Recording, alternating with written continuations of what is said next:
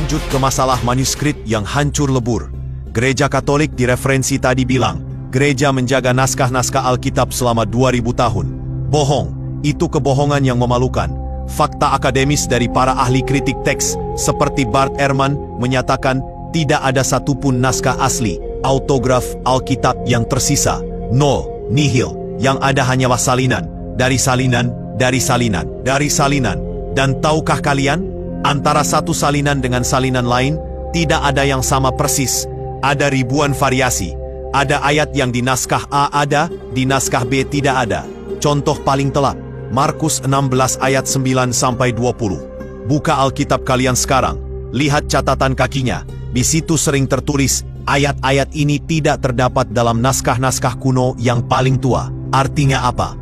Artinya ayat 9-20. Kisah kebangkitan dan perintah memberitakan Injil adalah tambahan palsu yang disisipkan belakangan oleh penyalin naskah. Injil Markus yang asli berakhir di ayat 8, dengan para wanita lari ketakutan dan tidak bilang apa-apa. Selesai. Tidak ada penampakan Yesus, tapi karena endingnya dianggap kurang seru dan kurang heroik, tangan-tangan manusia menambahkan 12 ayat baru supaya ceritanya lengkap. Dan hari ini, miliaran orang Kristen mengimani ayat tambahan itu sebagai firman Tuhan. Apakah Tuhan butuh editor? Apakah Roh Kudus lupa nulis ending sehingga perlu dibantu manusia? Ini bukti nyata bahwa Alkitab kalian sudah terkontaminasi. Lalu kalian berani menyerang Al-Quran? Al-Quran menantang. Maka kecelakaan yang besarlah bagi orang-orang yang menulis Alkitab dengan tangan mereka sendiri. Lalu dikatakannya, ini dari Allah.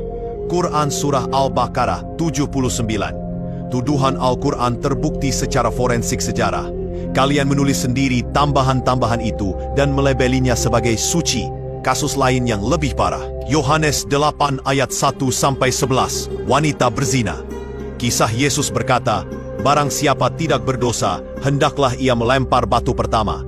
Kisah yang sangat populer, sering dipakai pendeta untuk khotbah tentang kasih dan jangan menghakimi. Tapi faktanya, kisah ini tidak ada di naskah-naskah Injil Yohanes yang paling tua, Codex Sinaiticus, Codex Vaticanus. Kisah ini baru muncul di naskah abad pertengahan. Para sarjana Alkitab sedunia sepakat bahwa ini adalah kisah sisipan, kisah palsu yang ditempelkan ke dalam Injil. Bayangkan, pondasi moral kalian dibangun di atas cerita fiksi yang disisipkan penulis anonim.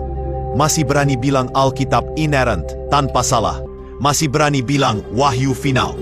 Wahyu macam apa yang bisa dipotong tempel seenak jidat penyalinnya?